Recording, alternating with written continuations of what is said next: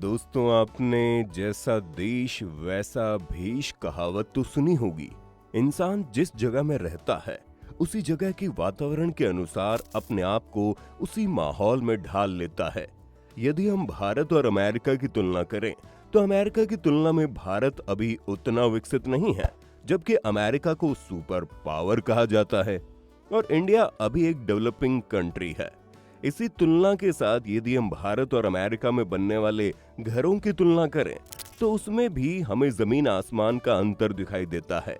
और ऐसा दोनों देशों में मौजूद सुविधाओं, प्राकृतिक संसाधनों और वहां के मौसम के कारण होता है। दोस्तों, आज के वीडियो में हम भारत और अमेरिका के घरों के बीच में क्या अंतर होता है इस बारे में बात करेंगे, तो वीडियो को आखिर तक जरूर देखना और हमारे चैनल को सब्सक्राइब और वीडियो को लाइक करना ना भूलें। Let's begin.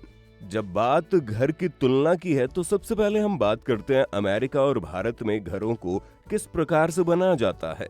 दोस्तों, अमेरिका में घरों को बनाने के लिए ज्यादातर लकड़ी का इस्तेमाल किया जाता है, क्योंकि अमेरिका में लकड़ी बहुत आसानी से और बहुत सस्ते दामों में उपलब्ध हो जाती है। अमेरिका में घर की छतों से लेकर दीवारों तक लकड़ियों की बनाई जाती है। लकड़ी से बने घरों को बनाने के लिए समय भी कम लगता है और ये देखने में काफी सुंदर होते हैं। वहीं अगर हम भारत की बात करें तो भारत में घरों को बनाने के लिए मुख्यतः सीमेंट कंक्रीट का इस्तेमाल किया जाता है। दोस्तों, ऐसा दोनों देशों की प्राकृतिक अवस्थाओं के कारण होता है, क्योंकि अमेरिका में ठंड काफी ज्यादा होती है, जिसके कारण लकड़ी के घर बनाए जाते हैं जिन्हें बनाना आसान होता है। लेकिन भारत जैसे उष्ण कटिबंधीय क्षेत्र वाले देश में लकड़ी के मकान बनाना बहुत ज्यादा मुश्किल है, क्योंकि यहाँ पर गर्मी बहुत ज्यादा होती है, जिसे मकानों में लगी लकड़ी उसका सामना नहीं कर सकती। अब हम बात करते हैं घरों में किस प्रकार की फ्लोरिंग की जाती है। दोस्तों, अमेरिका के घरों में अधिकतर कारपेट और लकड़ी की ही फ्लोरिंग की जाती है। केवल बाथरूम में ही टाइल्स का इस्तेमाल किया जाता है, क्योंकि वहाँ कारपेट और लकड़ी को नहीं लगाया जा सकता। और बाथरूम के अलावा आपको पूरे घर में कारपेट और लकड़ी की फ्लोरिंग ही दिखाई देगी। वहीं अगर भारत की बात करें तो भारतीय घरों में आपको अधिकतर टाइल्स ही देखने को मिलेंगी। भारत में बेडरूम से लेकर किचन और बाथरूम तक अधिकतर टाइल्स का ही इस्तेमाल किया जाता है। इसका एक कारण टाइल्स का टिकाऊ होना और बार बार की होने वाली समस्याओं से छुटकारा भी है, क्योंकि कारपेट बिछाने पर उन्हें गंदा होने पर बार बार धोना पड़ता है। अब बात करते हैं अमेरिकी घरों में एयर कंडीशन के लिए इस्तेमाल किए जाने वाले अप्लायंस की। दोस्तों, अमेरिकी घरों में सब में ही आपको एयर कंडीशनर देखने को मिल जाएंगे। यहाँ पंखों का इस्तेमाल बहुत कम किया जाता है। जो थोड़े बहुत पंखे लगाए भी जाते हैं वो बहुत ही कम स्पीड में चलते हैं, जिसका उपयोग केवल और केवल ठंड के मौसम में किया जाता है। यहाँ आपको एयर कंडीशनर की एक खासियत देखने को मिलेगी कि सभी कमरों में अलग अलग एयर कंडीशनर न होने के बजाय इसे सेंट्रलाइज तरीके से लगाया जाता है और पूरे घर की स्ट्रक्चर इस तरह से होती है कि पूरे घर के टेम्परेचर को मेंटेन करके रखती है। और यदि भारत की बात करें तो भारत के हर घर में आपको पंखे देखने को मिलेंगे, जिनका अधिकतर उपयोग किया जाता है, जबकि भारतीय घरों में केवल 5% घर ऐसे हैं जहां एयर कंडीशन का उपयोग किया जाता है। और अमेरिका की तरह इसका उपयोग सेंट्रलाइज तरीके से न करके हर कमरे में अलग अलग लगाया जाता है। इसी इलेक्ट्रिसिटी की कड़ी में हम भारतीय घरों में बोर्ड्स में यूज होने वाले सॉकेट की बात करते हैं। दोस्तों, भारतीय घरों में आपको हर बोर्ड में 1 या 2 सॉकेट देखने को मिलते हैं, जिनकी बटन भी सेपरेट तरीके से उन्हीं बोर्ड में लगी होती है। भारतीय घरों में आपको अधिकतम 4 से 5 सॉकेट देखने को मिलते हैं, लेकिन अमेरिका में ऐसा नहीं किया जाता। अमेरिका में आपको एक घर में कम से कम 20 से 25 सॉकेट देखने को मिलेंगे, जिनमें किसी प्रकार का बोर्ड नहीं होता, यानी कि इनमें हमेशा इलेक्ट्रिसिटी फ्लो होती रहती है और आपको जब भी जरूरत हो आप इनका उपयोग बिना स्विच के कर सकते हैं। आपको अमेरिकी घरों में अधिकतर 2 या 3 स्विच ही देखने को मिलेंगे, जिनका उपयोग केवल लाइट को बंद और चालू करने के लिए किया जाता है। दोस्तों, किराए पर मकान देना भारत ही नहीं बल्कि अमेरिका में भी ऐसा किया जाता है, लेकिन इसकी खास बात है, आप अमेरिका में किसी भी प्रकार का मकान किराए पर लें, आपको कुछ चीजें उस मकान में मिलती ही हैं और इन चीजों में शामिल है फ्रिज, ओवन, चिमनी और डिश वॉशर। जिसके अलावा यदि आप फर्नीचर वाला घर लेते हैं तो आपको उसमें फर्नीचर की सुविधा भी मिलती है। दोस्तों, वही बात भारतीय मकानों की करें तो आपको भारतीय मकानों में फर्नीचर तो मिल जाएगा, लेकिन इस प्रकार की सुविधाएं नहीं मिलती।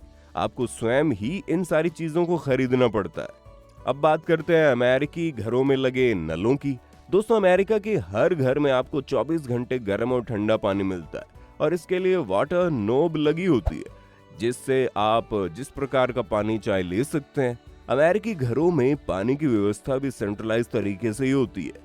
इसमें सभी घरों के लिए अलग अलग टंकी नहीं बनाई जाती, बल्कि सारे घरों को एक ही सोर्स से वाटर की सप्लाई की जाती है और जो व्यक्ति जितने पानी का इस्तेमाल करता है उसी के हिसाब से उसे पैसे भी देने पड़ते हैं। भारतीय घरों में वाटर नॉब की सुविधा बहुत कम देखने को मिलती है और वहीं भारतीय घरों में सभी घरों में अलग अलग से पानी की टंकी बनी होती है। यहाँ पानी की सप्लाई सेंट्रलाइज तरीके से बहुत ही कम जगहों पर हो पाती है। दोस्तों, आपने बहुत बार ड्यूअल सिंक का नाम सुना होगा और शायद देखा भी हो, लेकिन क्या आपको इनका इस्तेमाल पता है कि आखिर ये क्यों लगाए जाते हैं? सभी भारतीयों को इस बात का तो पता ही है कि भारतीय घरों में बचने वाले खाने को अधिकतर या किसी जानवर को दे दिया जाता है या फिर यदि खाना सही हो तो उसका दोबारा इस्तेमाल कर लिया जाता है, लेकिन खाने को फेंका नहीं जाता। लेकिन अमेरिका में ड्यूल सिंक का उपयोग इसी बचे खाने को डिस्पोज करने के लिए किया जाता है। दरअसल दोस्तों, अमेरिका में बचे हुए खाने को इसी सिंक में डाल दिया जाता है।